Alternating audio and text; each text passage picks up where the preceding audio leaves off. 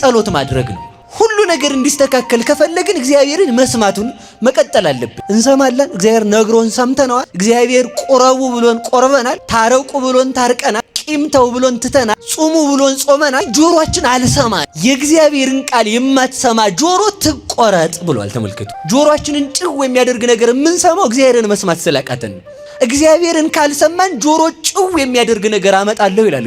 ዘመኑ ሲፈጸም ዓለም አገልግሎቷ ይህን ያህል ዘመን ይበቃታል ብሎ የሰው ልጅ በዲያብሎስ ነገር ልክ ሲሆን ዓለምን ያሳልፋል። ሃይማኖት ለሆድ አይሸጥም። ሃይማኖት ተመልከቱ ከሁሉ በላይ ነው። ሃይማኖት ሀገር አይተካውም። ዘራችን ከሃይማኖታችን ሃይማኖታችን ከዘራችን መብለጥ አለበት። ሃይማኖታችን ከክብራችን መብለጥ አለበት። ሃይማኖታችን የምንደራደርበት አይደለም። ሀብት ፍለጋ አይደለም እኛ የምንጸልየው። ቢሟላለንም እንኳን ጎደሏችን እግዚአብሔር እስካልገባ አይሞላም። ይሄን ማወቅ አለባችሁ። በቃ በሰባራ ዕቃ ውሃ እንደ መቅዳት ነው። እግዚአብሔር የሌለበት ህይወት ሙሉ አይሆንም። እግዚአብሔር ሲኖር ግን ተመልከቱ፣ ቆይ እነግራችኋለሁ። እግዚአብሔር ሲኖር ሁሉ ሰላም ያስገኛል፣ በሞት ያፈርሰዋል። ሰው እሳት ውስጥ ሆኖ ሰላም ያገኛል እንዴ? በሉ ንገሩኝ እንጂ። እግዚአብሔር ሲኖር ግን 3 ደቂቃ እሳት ውስጥ እኮ ነው የጸለዩት። እግዚአብሔር ካለ እሳት ውስጥ ሰላም አለ። እግዚአብሔር የሌለበት ሀብት እግዚአብሔር የሌለበት ትዳር፣ እግዚአብሔር የሌለበት ዕውቀት፣ እግዚአብሔር የሌለበት ስልጣን እሳት ነው። እንግዲህ ይሄንን እናንተ ርዕሱንም ስለምታውቁት ምዕራፉን ባልናገርም ደስ ይለኝ ነበር፣ ግን ልናገር አይደል? እንደ ስርዓቱ የቅዱስ ማቴዎስ ወንጌል ምዕራፍ 10 ቁጥር 16 ላይ ነው ያለው። ታውቁታላችሁ። ባጭሩ ኩኑ ጠቢባነ ከመ አርዌ ምድር ወየዋሃነ ከመ ርግብ ወአነ እፌንወክሙ ከመ አባግዕ ማእከለ ተኩላት። እኔ እናንተን እንደ በግ በተኩላ መካከል እልካቸዋለሁ ያለውን እንግዲህ እየተረጎምኳት ትንሽ ልሂድ። ምን ይላሉ ሊቃውንት ሲተረጉሙት? እንደ በግ በተኩላ በቀበሮ መካከል እልካቸዋለሁ አለ። ቀበሮ በሜዳው ስለሰፈረ በግን ከበረታ ዘግተውበት አይውሉም። ቀበሮ ስላለ በግ ተዘግቶባት አይዋልም። ግዴታ በግ ተወጣለች ነው። እናንተንም አላውያን ነገስታት ስላሉ ከሃዲያን ስላሉ በዓለም ላይ አጋንንት ስለሰለጠኑ እናንተን ከሃዲያን እንዳያገኟችሁ፣ በሰማዕትነት እንዳትሞቱ፣ ሃይማኖታችሁን እንዳትመሰክሩ፣ አላውያን እንዳያስቷችሁ ብዬ ቤት ላይ ገነት ከትቼ የማኖራችሁ አይደለም። ግዴታ ትወጣላችሁ። ስትወጡ ግን ምን ሆኑ አለ? እንደ ርግብ የዋህ እንደ ባብል ሆኑ አለ። ሊቃውንቱ ሲተረጉሙት ምን አሉ? በግን ቀበሮ አለች ብለው ቤት ዘግተዋት አይውሉም አሉ። እስኪ በሉ በግን በሉ። የት አትውልም? ግዴታ ትወጣለች። በዚያው ላይ ይዛችሁ ልትሄዱ የምፈልገው ቀበሮ አለች ተብሎ በግ አይዘጋም። ግልጽ ነው። አባባሌ ግልጽ ነው። ቀበሮ ስላለ በግ ይወጣል። ግን ምንድነው? እግዚአብሔር እሳት እንዳይነድ በማጥፋት የሚደክም ደካማ አምላክ አይደለም። እሳት ነዶ እሳት ውስጥ በማኖር የሚታወቅ አምላክ ነው እንጂ። እግዚአብሔር ተመልከቱ፣ ቀበሮን በማጥፋት አይደክምም፣ በግን ይጠብቃል እንጂ በቀበሮ መካከል።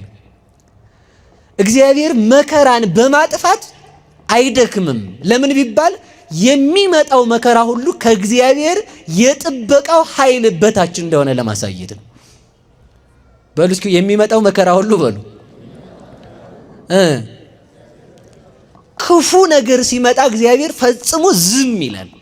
ለምንድነው ብላችሁ ከጠየቃችሁ ሳጥናኤል አይደለም ተመልከቱ፣ ሐዋርያትን እኮ አስገርፏቸዋል። የንጉስ ልጅ ነኝ ብሎ ማለት የይሁዳ ንጉስ ልጅ ነኝ ብሎ ሐዋርያትን ገብቶ እዚያ ጋር ነው ያሉት እያለ ሽማግሌ መስሎ እነ ቅዱስ ጳውሎስን ሞልጭ አድርጎ 3 ቀን አስገርፏቸው 3 ቀን እሳት አስነድዶባቸዋል።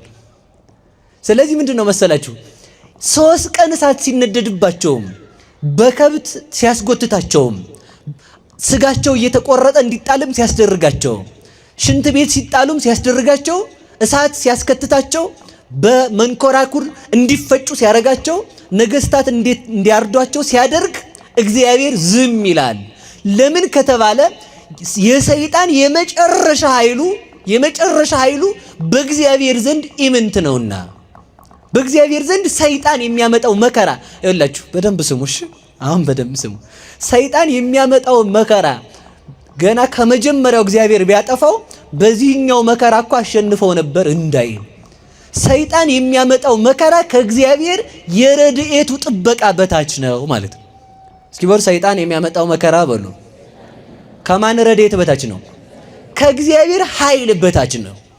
ከእግዚአብሔር ኃይል በታች ስለሆነ መከራ በክርስቲያኖች ላይ ሲመጣ፣ ቀበሮች በክርስቲያኖች ላይ ሲሰለጥኑ፣ ክርስቲያኖች ሲታረዱ፣ ክርስቲያኖች ሲሰደዱ እግዚአብሔር ዝም የሚለው ለምንድን ነው ከተባለ በዚያ ስደትም እንኳን ቢሆን እግዚአብሔር ስደቱን በስደታችን እንድናሸንፈው ስለሚያደርግ ነው።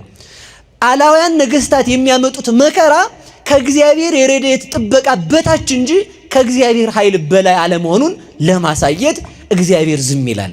ዝም ብሎ ግን በመከራ እንድናሸንፍ ያደርጋል። ለዚህ ነው ቅዱስ ጳውሎስ ምን አለ? በመከራዬ እመካለሁ አለ። እስኪ በሉ ነገሩኝ እንጂ። ከዚያ ተመልከቱ፣ በምን የምትመካው ስንለው እትሜካ በሕማሜ፣ እኔ የምመካው በበሽታዬ ነው አለ።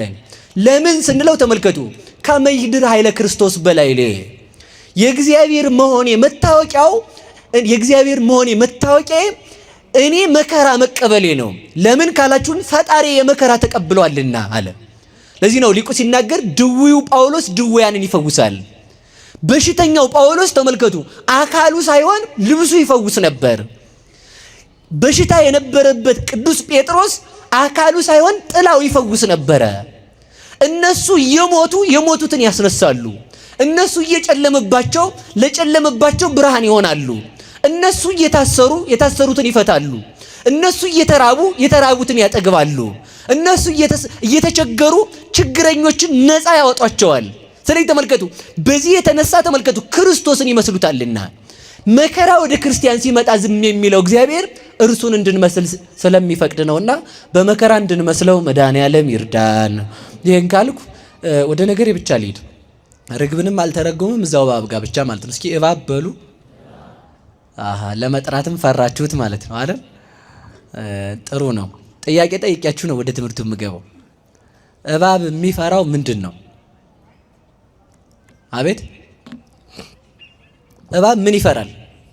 ሰው ይፈራል? ምንድን ነው የሚፈራው? ምናልባት የህግ አካልም ስላለ ፖሊስ ይፈራል። ይቅርታሽ፣ ፖሊስም አይፈራም፣ ፌዴራልም አይፈራም፣ ምንም አይፈራም። እባብ ምንድን ነው የሚፈራው? በሉ እንጂ ሰው። በነገራችሁ ላይ አንድ ነገር ልንገራችሁ። እባብ እግር ያለው ፍጥረት ነበር አይደል? ወዳችሁ እንደምታውቁት የግመል ጊደር ያክል ነበር እባብ ቁመቱ ድሮና ችግር ሲፈጥር እግሩ ነው ልቡ የገባው። የመጀመሪያ ቅጣት የተቀጠው እባብ እግር ማጣት ነው። ዛጋብ ማልሄድም እግር ሲነሳ አንድ ነገር እግዚአብሔር ነስቶታል። ምን ነስቶታል? ጆሮ ነስቶታል። ምን ንገሩኝ እንጂ። ስለዚህ ይወላችሁ እባብ ስታዩ እኔም አድርጌው አውቃለሁ። እባብ እንዳይሰማ ኮቲን ቀስ ብለህ ብትራም አይሰማምሽ፣ አትልፉ። እባብ አይሰማም፣ ምንም ብትለፉ አይሰማም፣ ጆሮ የለውም።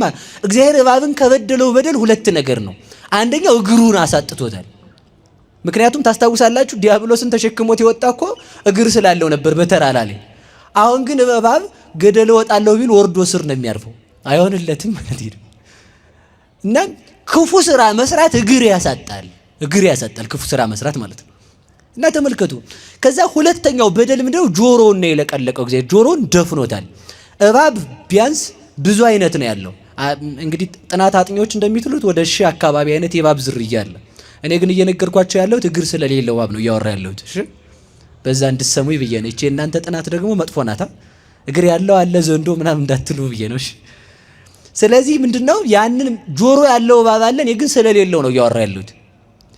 እግዚአብሔር ጆሮውን ደፈነው። ጆሮውን ስለደፈነው ምን ችግር ይገጥመዋል? አይሰማም በሉ እንጂ። እባብ ይሰማል?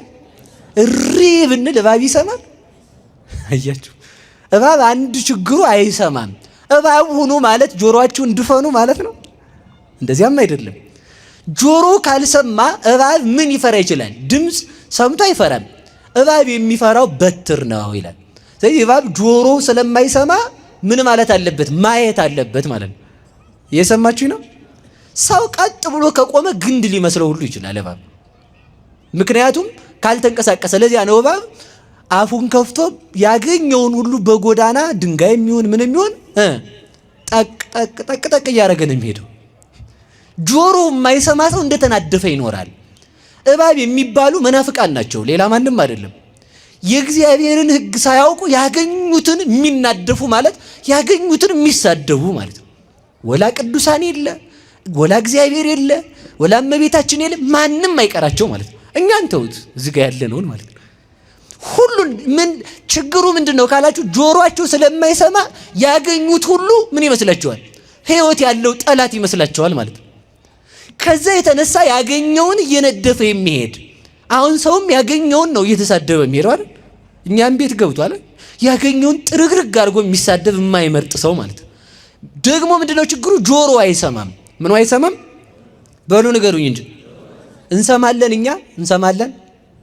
ከባብ ለመሻል እኮ ቢያንስ መስማት አለበት ሰው አይደል?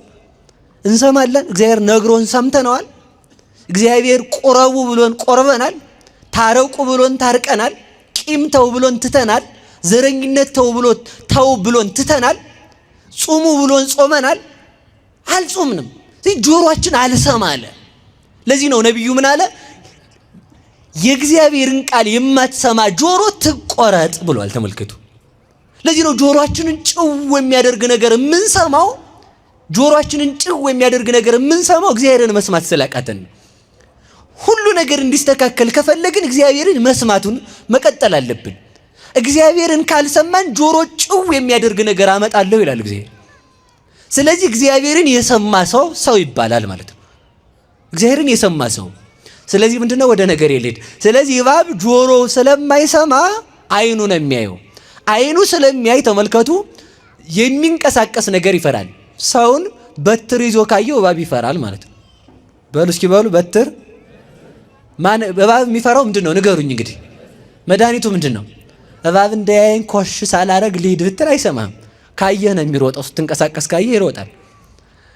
ይሄ በምን ይታወቃል ቢባል ተመልከቱ፣ መንገድ ላይ ብታገኙት እንኳን እንዲህ ስትሉ እሱ ሹልክ ይላል ማለት ነው አይደል? መቼም እባብ ዱላ ለምን ይፈራል ቢባል ይሄን መልሱልኝ የሚል ሕፃን ልጅ አይኖርም አይደል? አናት ግን ይቀጥቅጥህ ተብሎ ከተነገረው በኋላ ነው የተለቀለቀው ማለት ነው፣ ጆሮ የተደፈነው። ስለዚህ በትርን ለምን ይፈራል ቢባል ተመልከቱ፣ አናቱ የሚመታበት ስለሆነ ራሱ የሚቀጠቀጥበት ስለሆነ እባብ በትርን ይፈራል። አሁን እንግዲህ ያዙልኝ፣ እባብ ምን ይፈራል? ንገሩኝ እንጂ። እባብ የሚፈራው በትር ነው። ስለዚህ ተመልከቱ፣ በትር ምንድነው የሚለውን ጥያቄ እናመጣለን። አሁን በትር ምንድነው ከተባለ በትር ድንግል ማርያም ናት ነው መልሱ። በትር ማን ናት? በሉ ንገሩኝ እንጂ። በትር ድንግል ማርያም ናት። በደንብ አድርጋችሁ አስታውሱ። አንድ ነገር ያዙልኝ። እባብ የገደለ በትር እባብ ቢገድልም እራት ይበላል? ይበላል? እራት አብሮ አይበላም አይደል? እባብ ስለነካ እሳት ነው የሚከተተው። ገጠር ሄዳችሁ ማየት ትችላላችሁ አይደል? መርዙ ስለሚኖር ማለት ነው። አገልጋይ ሁሉ አይጸድቅም። ይሄን ማወቅ አለብን። ያገለገለ ሁሉ እኔ እንግዲህ አሁን ተንኮለኛ አይደላችሁ እናንተ። እኛ አሁን ካህናት ምናምን አላልኩም፣ አዛኝነት እንደዚህ አላልኩም። እኔ ያልኩት ምንድነው ያገለገለ ሁሉ አይጸድቅም። ለምን? ሰይጣንም ያገለግላል። ሰይጣን አሁን ገብረ ማርያምን አሳይልኝ ቢለው ያገለግላል። ሰይጣን ለእግዚአብሔር ይታዘዛል እኮ ተመልከቱ። ሰው ነው አልታዘዘው ያለው። ሐዊም ተነግረዋል። ሰይጣን እንኳን እግዚአብሔርን ያገለግለዋል። ባገለግሎት እጸድቃለሁ ካልክ ይላል። ሰይጣን 11 ሰዓት ላይ ይጸልያል። ታውቃላችሁ አይደል? ስንት ሰዓት ላይ በሉ እንጂ። ለምን አሁን ባለዛሮቹ ምናምን ቀለል ይላቸዋል ማታ። እናንተም እኛም ይቀለናል። 11 ሰዓት አካባቢ ሰው ህሊናው ንቅት ነው የሚለው። 6 ሰዓት ላይ ምሳ አትብሉ። እውነቴን ነው። 6 ሰዓት ላይ አጋንንት ሰው አዳምን ያሳቱበትም ሰዓት ስለሆነ ይህ ሰው ይሄ አሞቱ የሚፈስበት የሚበተንበት ሰው በፈተና የሚወድቅበት የሚዝልበት ሰዓት ነው። ከተቻለን 6 ሰዓት ላይ ጸሎት ማድረግ ነው ከተቻለን። ያለዚያ ተመልከቱ 6 ሰዓት ላይ አጋንንት የሚያውደለድሉበት ሰዓት ነው። ከዚያ ተለይተው ግን 11 ሰዓት ላይ ግን ይጸልያሉ ማታ። እዛን ጊዜ ሰው ቀለል ሲለው ዙረት ነው የሚሄደው። ታዲያ አስፋልት ማለት ቀለል ሲልህ እኮ ቤተክርስቲያን ነበር መምጣት የነበረብህ። ከዛ አንድ ሰዓት አካባቢ ጸልየው ሲመለሱ ነው ከበድ ብሎት የሚመጣው ማለት ነው። አያችሁ ከበድ ይለዋል መልሶ። ምክንያቱም ጸሎት እንኳን ጸልየው ስለሚመጡ ማለት ነው። ማገልገል መጸለይ ከሆነ ሰይጣንም ይጸልያል። አታጥፋይ ብሎ ነው የሚጸልየው፣ ሌላ ምንም አይደለም። አታጥፋይ ብሎ ይጸልያል ሰይጣንም። ለዚህ ነው አንድ አባት ሰይጣንን አግኝቶት ገደል ሊወረውረው ሲል ምን አለው? አይ በጣም ተሳስተሃል። እንዴት አለው? እግዚአብሔር እኔን ይጠብቀኛል አለ። ማን ይጠብቀዋል? ሰይጣንን ፍጡር ስለሆነ ራሱ እግዚአብሔር ይጠብቀዋል። እግዚአብሔር ተመልከቱ መልካሙን ብቻ አይጠብቅም። እግዚአብሔር የሚጠቅመውን የሚወደውን ብቻ አይጠብቅም። ሰይጣንንም እንኳን ይጠብቀዋል፣ ምንም ባያረግለትም ማለት ነው። ምንም ባያረግለት እንዳይጠፋ እግዚአብሔር ካልጠበቀው መኖር የሚችል ፍጥረት ስለሌለ። ለምንድን ነው የፀሐይ ብርሃን ወጥቶ ያላለቀው? እግዚአብሔር ስለሚጠብቃት ነው። ለምንድን ነው ነፋስ እንደኛ ጎማ እንደ መኪና ጎማችን ተንፍሶ ወጥቶ ያላለቀው? እግዚአብሔር እንዳያልቅ አድርጎ ስለሚጠብቀው ነው። ነፋሳትን በማንፈስ ቀላያትን በማፍሰስ ሐመልማላትን በማብቀል እነዚህ ዘመናትን በማፈራረቅ እንዳያልቁ፣ ከዚያ በኋላ ግን ዘመን ሲገታቸው ግን እንደ አሮጌ ልብስ ያሳልፋቸዋል። አሮጌ ልብስ ተመልከቱ፣ አሮጌ ልብስ ካለቀ በኋላ ከዚህ ደረሰ እንደማይባል እግዚአብሔር ይህንን ዓለም ተመልከቱ፣ ዘመኑ ሲፈጸም ዓለም አገልግሎቷ ይህን ያህል ዘመን ይበቃታል ብሎ የሰው ልጅ በዲያብሎስ ነገር ልክ ሲሆን ዓለምን ያሳልፋል። ዓለም ሊያልፍ የሚችለው ሰው በዲያብሎስ ነገር ልክ ሲሆን ነው ይላል ቅዱስ ሳዊሮስ ዘእስሙናይ። እንደዛ ያለው ምን ይላል መሰላችሁ? ሰማይና ምድር ሊያልፍ የሚችለው የሚያልፈው አገልግሎቱን ሲጨርስ ነው። አገልግሎቱ ደግሞ የሰው ልጆች ክርስቲያኖች በዲያብሎስ ነገር ልክ መሆን አለባቸው ይላል። ስለዚህ በዚያን ጊዜ ያሳልፈዋል። ሲያሳልፈው ግን ከዚህ ደረሰ አንልም፣ አናውቅም። ነበረ ወዴት እንደሚወስደው አናውቅም። አልነበረም አመጣው። የሚቀጥለው ግን የሰው ልጅና መላእክት ብቻ ናቸው እና ሰማያት ይቀጥላሉ። ሌላው ኃላፊ ነው። ተመልከቱ። እስከዚያ ድረስ ግን እንዳያልፉ አድርጎ ያጸናቸው እግዚአብሔር ነው። እየሰማችሁ ነው? እየሰማችሁ ነው? ሀብት ፍለጋ አይደለም እኛ የምንጸልየው አይደል? ቢሟላልንም እንኳን ጎደሏችን እግዚአብሔር እስካልገባ አይሞላም። ይሄን ማወቅ አለባችሁ። በቃ በሰባራ ዕቃ ውሃ እንደ መቅዳት ነው። እግዚአብሔር የሌለበት ህይወት ሙሉ አይሆንም። እግዚአብሔር ሲኖር ግን ተመልከቱ፣ ቆይ እነግራችኋለሁ። እግዚአብሔር ሲኖር ሁሉ ሰላም ያስገኛል፣ በሞት ያፈርሰዋል። ሰው እሳት ውስጥ ሆኖ ሰላም ያገኛል እንዴ? በሉ ንገሩኝ። እግዚአብሔር ሲኖር ግን 3 ደቂቃ እሳት ውስጥ እኮ ነው የጸለዩት። እግዚአብሔር ካለ እሳት ውስጥ ሰላም አለ። እግዚአብሔር የሌለበት ሀብት፣ እግዚአብሔር የሌለበት ትዳር፣ እግዚአብሔር የሌለበት ዕውቀት፣ እግዚአብሔር የሌለበት ስልጣን እሳት ነው። እንቅልፍ አያስተኛም። ማን ይግባ? እግዚአብሔር ይግባ። እግዚአብሔር ወደ ሁላችን ይምጣልን። እባብ መንደፉን የምታውቁት ነድፎ ደግሞ ይጮሃል። ችግሩ ነክሶ ደግሞ የሚጮኸው ደግሞ እሱ ነው መልሶ ማለት ነው። እሱ ይነክሳል፣ እሱ ይጮሃል። ሁለተኛው ነክሶ የሚጮህ እባብ የተባለው ሰይጣን ነው። ሰይጣን ደግሞ እባብ ነው። ተመልከቱ። ያ የቀድሞ ዘንዶ አዳምን ያሳሳተው ነው ይላል አይደል? ራዕየ ዮሐንስ ላይ ደግሞ ዘንዶው ሴቲቱን ተከተላት ይላል። የሴቲቱን ዘር መሬት ድርሻዋ ምንድነው? ዘንዶ ያወጣውን ውሃ መቀበል ነው። ረዳቻት አለ። ተመልከቱ። በትረዳትም ባትረዳትም መሬት ድንግል ማርያም ጋር የዘንዶ ውሃ ሊደርስ አይችልም። እና ባጭሩ ግን እባብ ተመልከቱ፣ አንዱ ችግሩ ይነድፍና የሚጮህ ደግሞ እሱ ነው። አንዳንድ ሰው አይታችሁ አታውቁም? አንዳንድ ሰው ይሳደብና ከሳሽ ደግሞ እሱ ነው። አንዳንድ ሰዎች ሰዎችን አጣልተው አስታራቂዎች ሽማግሌ ደግሞ እነሱ ናቸው። እንደዚህ አይነት እባብ እንደ ጲጥፋራ አይደል? ዮሴፍን ና ከኔ ጋር ተኛ አለችው። አይቻልም ማለት። ከዛ በኋላ ልብሷን ቀደደችና አይሪ ልድፈርሽ አለኝ። ና ተኛ ያለች እሷ ናት። ደግሞ እሪ ደግሞ ሊደፍረኝ ነው ያለች ደግሞ እሷ ናት። ተመልከቱ። የእባብ ጩኸት አስቀድሞ መሰማቱ አይቀርም። በዓለምም ላይ ተመልከቱ። በዓለምም ላይ በየትኛውም ዓለም ላይ አስቀድመው ኦርቶዶክስ ነክተው አስቀድመው እነሱ የሚጮሁት እነዚህ እባቦች ናቸው። አስቀድመው ይነኩናል። አስቀድመው ከነኩም በኋላ አስቀድመው ደግሞ እነሱ ይጮሃሉ፣ እኛ ሳንነሳ ማለት ነው። እነዚህ የእባብ ዘሮች ናቸው። እግዚአብሔር ከባቢ ጠብቀን። አንዳንድ ሰው አላያችሁም? ሰውን ይገል ሊቀብርና ቀበሌ ሄዶ ለፖሊስ ሪፖርት ያደርጋል። እገሌ የሚባለው ዘመዳችን ስለጠፋ እንዲያፋልጉን ይላል። ገድሎ ቀብሩ እኮ ነው ራሱ ማለት ነው። እንዲሁ እኮ አስቸጋሪ ነው እባብ ማለት ነው። ያ ነው እባብ የሆነ ሰው አለ። ሰይጣን ብቻ አይደለም እባብ ማለት፣ እባብ የሆነ ትውልድ አለ ማለት ነው። እየሰማችሁ ነው? አንዳንድ ደግሞ አሉ አገሩንም ከሀገር ሰውንም ከሰው አጣልተው ከዛ ደግሞ ሽማግሌ እሳቸው መካከል ጉብ ብለው ሽማግሌ እባብ ምን ችግር አለበታል አይደል? እየሰማችሁ ነው ብዬ አስባለሁ። ተመልከቱ፣ አስቀድመው ነድፎ ተመልከቱ። በዚያ እንደገና የሚጮህ አንዳንድ አባቶቻችን በትውፊት ሲነግሩን ምን ይላሉ መሰላችሁ? የሆነ ዘመን ነበረና ሰው ልጇን ከፊቷ ገድለው የእርሳስ ክፈይ የሚሉ ማለት ነው። የተገደለበትን የእርሳሱን ክፈይ የሚሉ ማለት ነው። በሞት ያፈርሰውንላችሁ። አሁን እኔ ሰው ነግሮኝ ነው፣ እኔ አላየሁም እንዳልዋሸው ብዬ ነው መድረኩ ላይ ከዋሸው ችግር ነው እና እንዳልዋሸው። ሌባ አሁን ሲሰርቅ አየት ብታረጉት ምንድን የሚል ይላል ማለት ነው። ብትናገሩስ ያው ችግር የለውም። እሱን እዛው ተናገሩና እዛው ትርጓሜውን እዛው ታገኙታላችሁ ማለት ነው። ረፍ ማለት ነው። ቆይ እኛ ሌባውን ሲሰርቅ መናገራችን ነው ችግሩ? ሌባው መስረቁን ነው ማቆም ያለበት ነው። ሲሰርቁ ስላየናቸው ብቻ ጥፋታቸውን ስንናገር እኛን ለማጥፋት የሚነሱ ክፎች እባብ አሉ ማለት ነው። ለዚህ ነው እባብ የሚባሉት። አርፎ መቀመጥ ነው ወይንስ ክፋታቸውን ስንናገር ማጥፋት ነው? ታው ይላል። ከተናገርክ አንተን ይመታል ማለት ነው። ጥፋተኛው ማን ነው? እባብ ነው ጥፋተኛው። ሌላ ማን ሊሆን ይችላል? እና ከእባብ ባህሪ እግዚአብሔር ያውጣን። አሜን በሉ። ተንኮላችሁን የሚናገረውን ሰው ምን ለምን የምታጠፉት አስቀድማችሁ?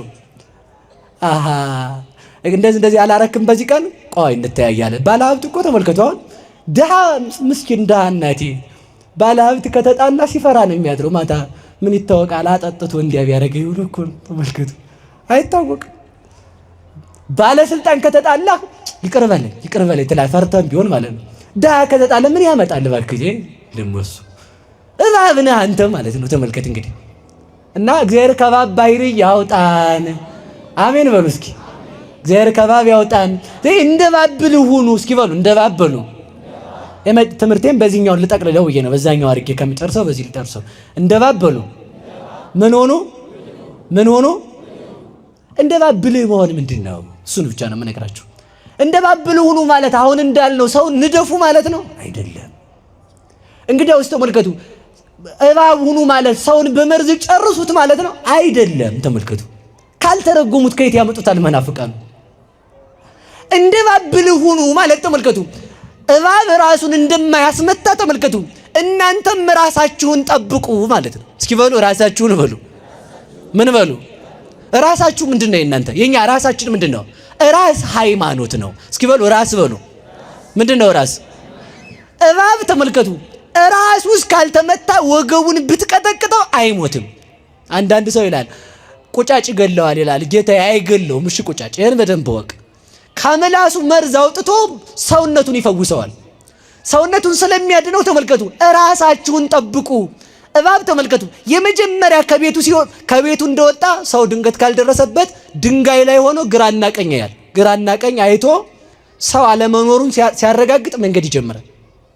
ግራና ቀኝህን አይተህ ሂድ። ቀኝ ወንጌልን እያየህ በግራ ያለውን ኃጢአት ደግሞ እንዳያጠፋ እየተመለከትከው ሂድ። ከዚያ ተመልከቱ፣ አንተ ላይ መከራ እንኳን ቢመጣ ራስክን አትስጥ ነው። እስኪ በሉ ራስክን በሉ አትስጥ። እስኪ አሁን ሰው የሚሞተው እባብ የሚሞተው ምኑ ሲመታ ነው? በሉ እንጂ ንገሩኝ። በሞት ያፈርሰውን ለእባብ ያስተማረው ሰው አለ? ራስህ እንዳይመታ ብላ ነግረው ይሆን? እኔ አላቅም። የነገረው ሰው ካለ ልትነግሩ ትችላላችሁ። ማንም የነገረው የለም።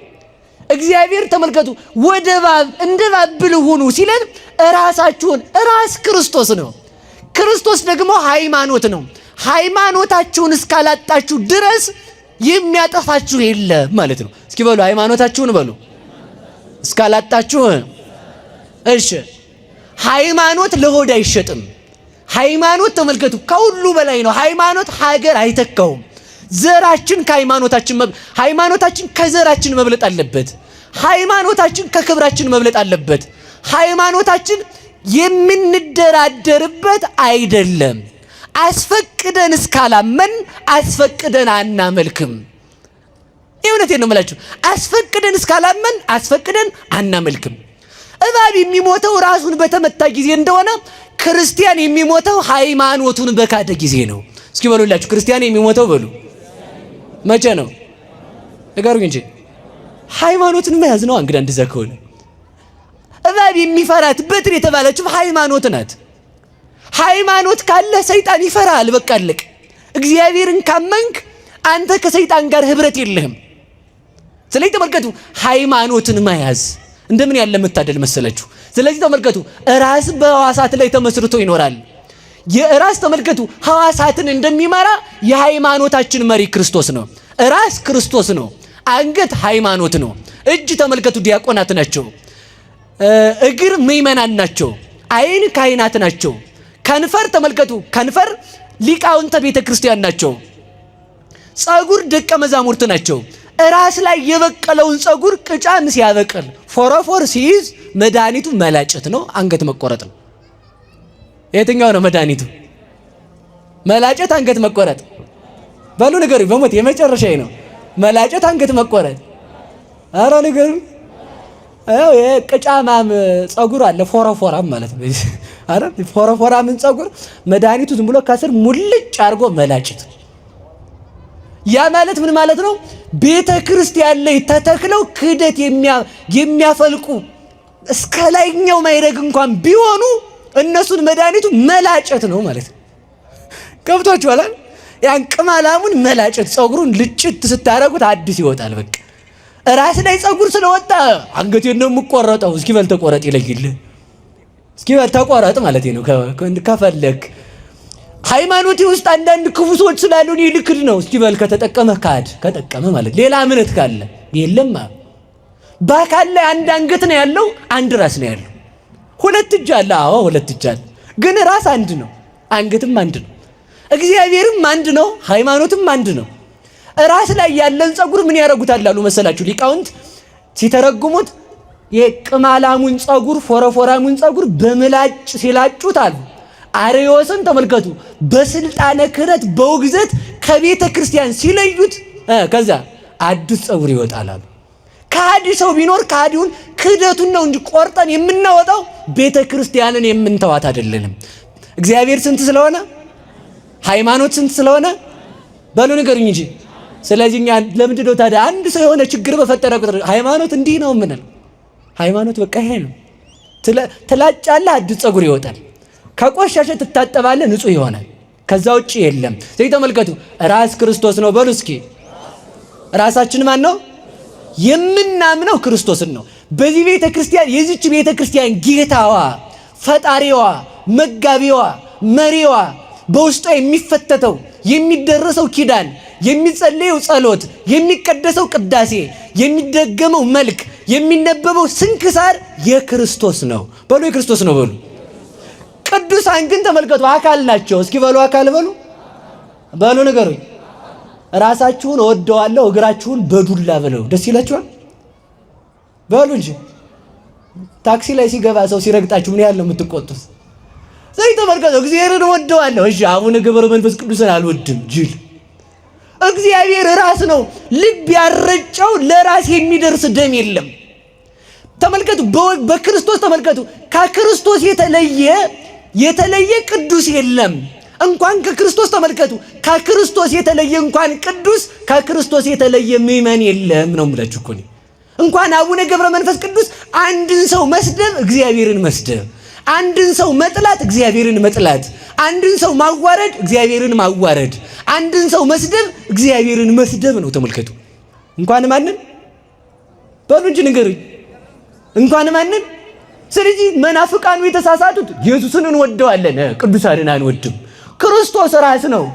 ራስ የሚቀመጠው በህዋስ ነው። ራስን የሚያገናኝ አንገት ነው። አንገት ደግሞ ድንግል ማርያም ናት። እግዚአብሔርን ከፍጥረታት ጋር አንድ ያደረገች የእሱን ደም እንድንመገብ አንድ ልብ እንዲኖረን ያደረገችን እሷ ናት። ስለዚህ ተመልከቱ እግዚአብሔርን ከወደድክ ቅዱሳንን ውደድ። እግዚአብሔርን ካልወደድክ ቅዱሳንን ካልወደድክ እግዚአብሔርን አትወደው። ለምን? እሱ ራስ ነው። እኛ ደግሞ ምንድነን ያለ ቅዱስ ጳውሎስ ህዋስ በሉ እንጂ እስኪ በሉ እኛ ህዋስ በሉ። እግዚአብሔር ምንድን በሉ እንጂ ራስ ነው። ስለዚህ ራሳችን እግዚአብሔር ነው፣ እኛ ደግሞ ህዋሳት ነን። ሁሉ ራስ አይሆንም፣ አንድ ራስ ነው ያለው። ሁሉ አይን አይሆንም፣ ሁሉ አይን ከሆነ እግር የለም። ሁሉ እግር ከሆነ ራስ የለም። ሁሉ እጅ ከሆነ አንገት የለም። ስለዚህ ራስ ቦታ አለው፣ እግርም ቦታ አለው። ስለዚህ በአንድ በእግዚአብሔር የምናምን ብዙ ሕዋሳቶች ነን። በእግዚአብሔር አምነን እንድንኖር እንደ ባብልህ እንድንሆን ጥበቡን እንዲያድለን መድኃኔዓለም ይርዳን። መድኃኔዓለም ይርዳን። እስኪ እጃችሁን አንድ ጊዜ ብቻ አውጡ። እንደ ባበሉ ሁላችሁም ብልህ ሁኑ በሉ እንጂ በደንብ እንደ ባበሉ ምን ሆኖ ብልህ ትሆናላችሁ። እስኪ ከባብ አታንሱም፣ አታንሱ። እስኪ ከባብ አላንስም የሚል ሰው እጁን ያወጣ። ከፍ አድርጉ፣ ከፍ አድርጉ። አንዴ እንደዚህ ማለት ከፍ እኔ እንደ ከባብ አላንስም የምትሉ ቁሙ። አሁን ቁሙ። አሁን ደግሞ ቁሙ። ከባብ የማያንስ ሰው የማታንሱ ቁሙ። ከባብ እኔ እንዳታንሱ ነው ያስተማርኩትም። ከባብ መሻል አለብን አይደል? ሁላችሁም ከባብ በሉ። ሁላችሁም አላንስም። ከባብ በሉ። አላንስም። እባብ ውሃ ሲጠጣ መርዙን ይጥላል በሉ። እባብ ውሃ ሲጠጣ በሉ መርዙን ይጥላል። ምን እንዳያደርገው በሉ እንጂ። ውሃ ምንድን ነው? ትምህርት በሉ። ትምህርት በሉ። ውሃ ምንድን ነው? ጸሎት በሉ። ጸሎት በሉ። ውሃ ምንድን ነው? የክርስቶስ ደም በሉ። ደም በሉ። ስለሚያረካን። ምግብ ምንድን ነው? የክርስቶስ ስጋ በሉ። ስጋ በሉ። እባብ ሲጠጣ ምኑን ይጥላል በሉ እንጂ። በሉ እንጂ በሉ። አሁንም መርዛችሁን ትጥሉ ትይዙ፣ ትጥሉ ትይዙ። አዛኘን እስኪ መርዜን እጥላለሁ የምትሉ እንግዲህ የሁሉ ሰው መርዙን ጥሎ ሊሄድ ነው ዛሬ ማለት ነው። መርዝ ምንድን ነው ከተባለ ቂም። በቃ እረፉት እንግዲህ አይደል? መርዝ ምንድን ነው በሉ እንጂ። እግዚአብሔር እንዲሰማችሁ ትፈልጋላችሁ? አውጡ እጃችሁ እንዲሰማችሁ የምትፈልጉ የመጨረሻ ስለሆነ እግዚአብሔር እንዲሰማ ይፈልጋለሁ በሉ። መድኃኒቱ ማንን መስማት ነው በሉ እንጂ። ይኸውላችሁ ስንማር እኛ ማንን እንሰማለን? ስንጸልይ ማን እኛን ይሰማናል? ስለዚህ ምን ለማለት አትቸኩሉም። በሞቴ ቆይ እሱን አይደለም ያልኩት። ቆይ እንዳታበላሹብኝ ነገር ብዬ ነው። አሁን እንኳን አውጡት፣ ችግር የለውም አውጡት፣ አውርዱት አላልኩም። እግዚአብሔር 3 ሰዓት ዘርግቶ አይደል ብዘረጉም ችግር አለው። አሁን የከተማው ሰው እንዳይጨንቀው እየተባለ በወንበር ነው የምትቀመጡት ሁሉ አይደል? መሬት ላይ ነበር ማስቀመጥ ማለት ነው። ለምን? ክብር እንድናገኝ ብዬ ነው። ንቄያችሁ አይደለም። እግዚአብሔር ይቅር በሉኝ። እሺ። ስለዚህ ተመልከቱ፣ ስንማር ማንን እንሰማዋለን? ስንጸልይ ማን ይሰማናል? እግዚአብሔርን ስማይ ከማለት ማንን መስማት ነው ጥሩ በሉ ንገሩኝ እንጂ። እሺ አሁን እዚሁ እንዳላችሁ ከዛሬ ጀምሮ በሉ ሁላችሁ እግዚአብሔርን እሰማለሁ። ማንን ትሰማላችሁ? ማንን ትሰማላችሁ? ማንን ትሰማላችሁ? እዛው ላይ ቂም አሁን የሌለበት ሰው አለ? እስኪ ያላችሁ ሰዎች አውጡ። እኔም ያው በዚህ በሚዲያው ፊት ሁሉ ይቅር በሉ ብያለሁ። የተጣላችሁ ምናልባት መላሴ ለፍላፊ ናት ያስከፋችሁ ሁሉ ማለት ነው። እናንተንም ብዬ ነው። እሺ እስኪ አውጡ ያለባችሁ። ስለዚህ መርዛችሁን እዚሁ ላይ እንዳላችሁ ስልካችሁን ኋላ አሁን አወጣችሁ ጸሎት ከተደረገ በኋላ ስለ እግዚአብሔር ብለህ ይቅር በለኝ ትላላችሁ። እሺ በሉ በሉ። እሺ በሉ። ይቅር ካላላችሁ እናንተ አይመለከታችሁ። ዘግቷችሁ ከሄደ ነገ ጠዋት ሄዳችሁ እንዲህ ያርገኛል እንዳትሉ። እንግዳ ምንድነው ይቅር በለኝ ይቅር ብያለሁ ካላችሁ በኋላ ዝም አይወቀስም። ለምን? ማንን ስለምንሰማ። ስለዚህ መርዛችሁን አወጣችኋል በሉ እንጂ ትታችኋል ቂማችሁን። መርዝ የተባለ ቂም ነው። ሰው ሲማር እግዚአብሔርን ይሰማል፣ ሲጸልይ እግዚአብሔር ይሰማዋል። ትልቁን ቦታ ከመጸለይ ማንን ለማዳመጥ መስጠት አለብን በሉ ንገሩኝ። እኛ 24 ሰዓት ከምንጸልይ ሰንደው የለም እንጂ ሰዓት 48 ሰዓት እግዚአብሔርን ብንሰማ ለኛ ጥሩ ነበረ። ስለዚህ እግዚአብሔርን ስማይ ከማለት መስማት ይበልጣል በሉ። ስማይ ከማለት ምን ማለት ይበልጣል? ከሰማችሁት ማን ይሰማችኋል? ኦ ሰባዛቲ ሀገር ስሙኡኒ ከመይስማይክሙ እግዚአብሔር። የዚህ ሀገር ሰዎች እናንተ እግዚአብሔር እንዲሰማችሁ ስሙኝ አለ በሉ። እግዚአብሔር እንዲሰማችሁ በሉ። ስለዚህ እግዚአብሔር እናንተንም ይስማችሁ። አሁን እናንተ ማንን ሰምታችኋል? ይቅር በላችኋል በሉ። ሁላችሁም እጃችሁን አውጡና በሉ ወንድሜ ሆይ በድያለሁ ይቅር በለኝ። እህቴ ሆይ በድያለሁ ይቅር በይኝ። እንግዲህ አደራችሁን አፈር ስሆንላችሁ ይህንን መርሳት መተው ነው። እሺ የፈለገ አናትክም ቢመታ የፈለገ ነገር ቢል ቃል ገብታችኋል። እንግዲህ መርዙን ምን ማለት ነው? እባብ ውሃ ጠጥቶ መርዝ ያነሳል። አሁን እንግዲህ እዚህ ጋር ጨር ተፍታችሁ ሄዳችሁ ደግሞ እንዳታነሱ ብዬ በቃ መተው። እስኪ መተው በሉ በሉ መተው በሉ ታበሉ ቱ ቲ ታ ት ትቶ በሉ እንጂ ትቶ ነው ሲታረቁ በሉ ትቶ በሉ ራስ ትቶ ነው መርሳት መተው በቃ ለእግዚአብሔር ብሎ መተው። ስለዚህ እንደ እባብ ሁኑ ማለት ተንኮላችሁን ተው፣ እግዚአብሔር እንድንተው ያድርገን። ይህን ስናደርግ ደግሞ ተመልሰን ወደ ኃጢአት እንዳንወድቅ የምንመረኮዛት በንስሐ የንስሐ በር የምህረት በር የከፈተችልን ሰይጣን የሚፈራት በትር ድንግል ማርያም ናት። በሉ ሰይጣን የሚፈራት በሉ በትራችን ማናት? አሁን ይሄን ሁሉ ሰው ድንግል ማርያም ቀማች አልቀማችም? በሉ ንገሩ እንጂ ይሄ ወሰደችበት እኮ ይኸው እንዲህ ያለው ነኝ እኔ ብላ ወስደዋለች፣ ወስዳበታለች። ከሷ እግዚአብሔር እንዳይለየን ይርዳን። ወስብሐት ለእግዚአብሔር። ይቆየን።